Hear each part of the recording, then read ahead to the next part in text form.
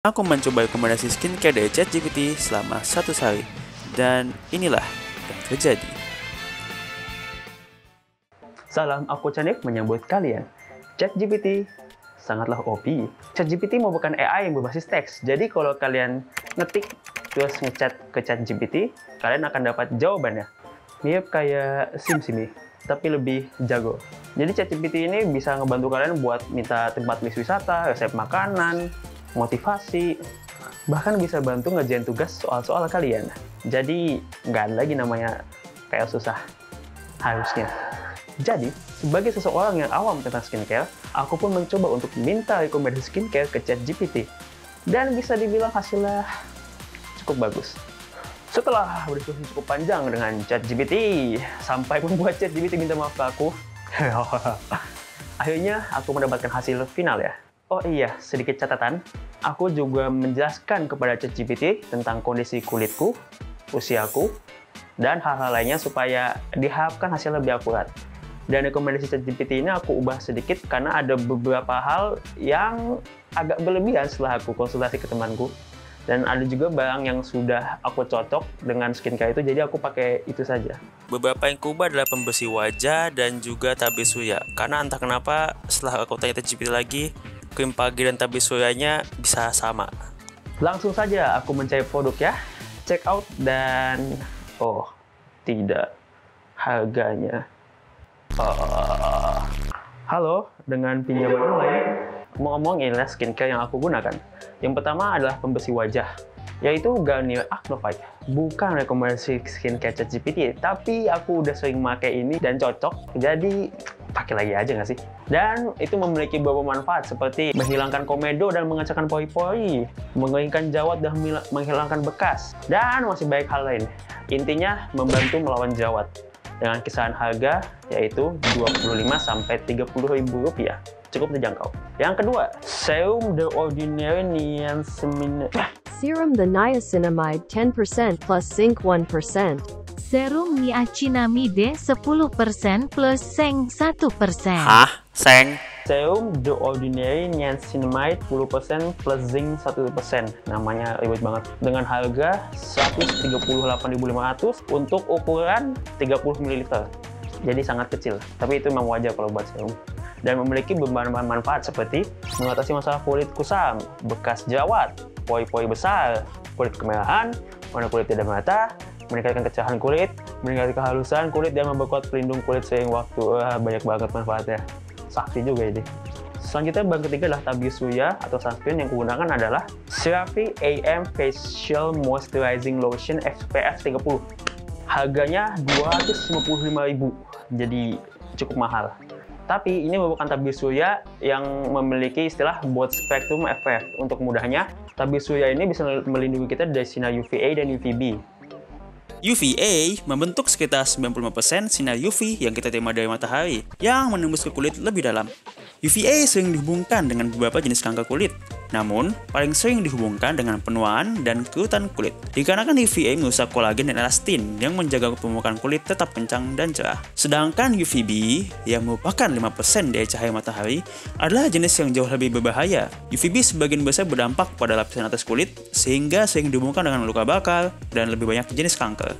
Sunscreen ini ya memiliki beberapa manfaat, tentunya melindungi dari sinar matahari, keduanya dari sinar UVA dan UVB, dan membantu mempertahankan kelembaban alami kulit. Jadi ini cocok buat kulitku yang kering. Sunscreen ini juga memiliki sistem kunci. Tidak keluar. Putar sedikit. Keluar. Wah.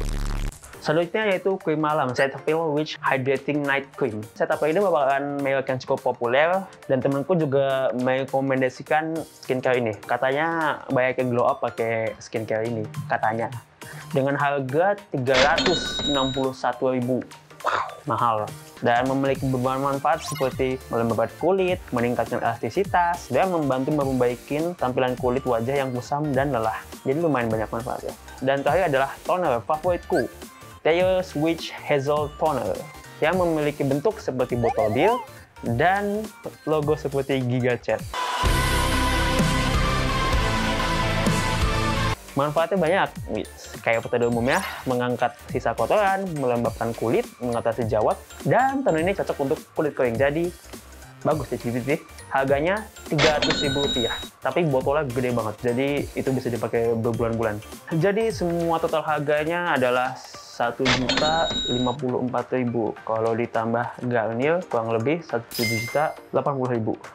Wow. Dan untuk skincare ini dibagi jadi 2 rutinitas, pagi dan malam. Sebenarnya hampir mirip. Jadi rutinitas pagi itu pertama pakai pembersih wajah dulu, terus pakai toner, kemudian pakai serum, baru kalau keluar pakai tabir surya. Malam mirip, hanya saja setelah pakai pembersih wajah dan toner terus serum, langsung pakai krim malam. Nggak usah pakai tabir surya karena udah malam, mataharinya nggak ada. Makanya gampang ya, kalau pembersih wajah tinggal pada umumnya, kalau bisa ya basahi wajah pakai hangat, kalau nggak ada nggak apa-apa. Terus aplikasikan pembersih wajah ke muka secara merata, tunggu 1 menit atau 2 menit lalu bilas hingga bersih, terus dikeringkan. Terus buat toner tinggal tuangin aja toner pada tangan atau kapas, tepuk-tepuk lalu diratakan ke wajah. Nah, habis pakai toner, pas pakai serumnya ini ditunggu dulu semenit biar nyerap dulu. Terus pas pakai serum gampang, tinggal ambil beberapa tetes aja kira-kira, terus tinggal dioles ke wajah dan sampai merata. Sama juga buat tabir surya dan juga krim malam mirip-mirip semua. Intinya beberapa colekan atau tetes, kasih ke wajah sampai merata, udah selesai. Mudah kan? Karena yang sulit dalam hal ini adalah konsisten dalam penggunaan. Karena jujur aku sempet bolong beberapa hari karena 1-2 hal, entah itu capek atau apa. Tapi ya, wajar kita manusia jadi wajar lah ya. Tolong jangan dicontoh.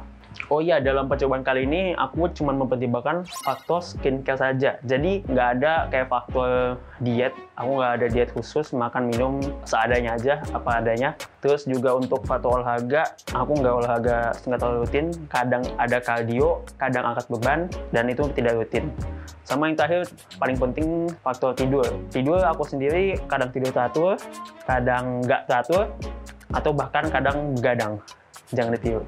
Dan kalau aku begadang, itu bakal ada langsung efek sampingnya, kerasa pas besoknya langsung muncul jerawat-jerawat kecil. Hal ini disebabkan karena kurang tidur merupakan stres besar bagi sistem tubuh, di mana stres ini dapat menyebabkan munculnya jerawat melalui peningkatan kortisol. Ini dikutip dari Dr. Robin Chavon, Kepala Dermatologi Balm Labs. Aku mulai percobaan ini dari tanggal 9 Juni dan berakhir sampai 100 hari kemudian, jadi sekitar bulan September. Dan sampai jumpa 100 hari kemudian. Setelah kita melalui 100 hari yang panjang, beginilah hasilnya. Halo semuanya, jadi hari ini udah tanggal 22 September. Nah, Jumat dulu. Jadi udah lebih dari 100 hari. Buat beberapa update untuk skincare-nya. Yang pertama buat serumnya, ini udah sekarat banget, udah mau habis-habis. Nah, botol wajah karena dia cuma 30 ml. Terus buat tonernya masih cukup banyak, dari botol full cuman kurang segini doang. Nah, mantap nih toner. Terus kalau buat sunscreen sama krim malamnya masih lumayan banyak. Krim malam ada setengah lebih, sunscreen juga. Oke, jadi kalau buat secara fisik, aku sendiri nggak ngasih nambah putih ya, dimana itu sebenarnya tujuan awal yang aku bilang ke ChatGPT buat nambah putih. Dan sebenarnya ini warna kulitku sama aja lah, mirip sama yang dari hari pertama. Terus buat jerawat sama bopeng sendiri sebenarnya masih ada sih beberapa jerawat sama bopeng. Di sini ada jerawat kecil, ada bopeng-bopeng juga di jerawat kecil. Tapi kalau jerawat bopeng ini kayak dia muncul hilang. Apalagi kalau jerawat, karena dia biasanya muncul kalau aku begadang atau lagi nggak bagus kondisiku, entah itu lagi stres atau apa, itu pasti muncul. Tapi entah muncul hilang. Jadi itu cukup berhasil. Dia cukup bisa ngilangin tapi juga muncul lagi ya karena faktor aku juga sih. Jadi nggak semua salah skincare. Jadi oke lah buat jerawat kita anggap cukup berhasil. Terus kalau dari lainnya, aku sendiri ngerasa kulitku cukup lembab, jadinya sekarang nggak terlalu kering dan sedikit lebih halus. Aku ngerasa itu lebih bagus. Mungkin secara fisik emang nggak terlalu berubah banget, cuman aku sendiri karena mulai kebiasaan rutin skincare ini, kayak beberapa hal jadi cukup berubah. Aku jadi rajin cuci muka, terus jadi rajin makan makanan yang lebih sehat lah, entah itu buah atau apa, dikit-dikit. Terus juga mulai coba rajin olahraga, karena olahraga ini salah satu faktor yang mempengaruhi banget ke tubuh kita, salah satunya ke wajah kita juga. Jadi walaupun fisiknya nggak terlalu berubah, setidaknya ada beberapa hal lain yang mengubah kehidupan pola hidupku. Overall bagus. Dari komparasi ini bisa terlihat masih ada jerawat di hidungku yang tidak hilang-hilang, dan bopeng bagian kanan mulai terlihat hilang perlahan-lahan. Tapi jujur aku paling suka foto yang hari ke-52 karena terlihat lebih mulus dibandingkan yang foto yang lain. Jadi, apakah aku merekomendasikan kalian dalam menggunakan ChatGPT untuk 100% meminta saran skincare?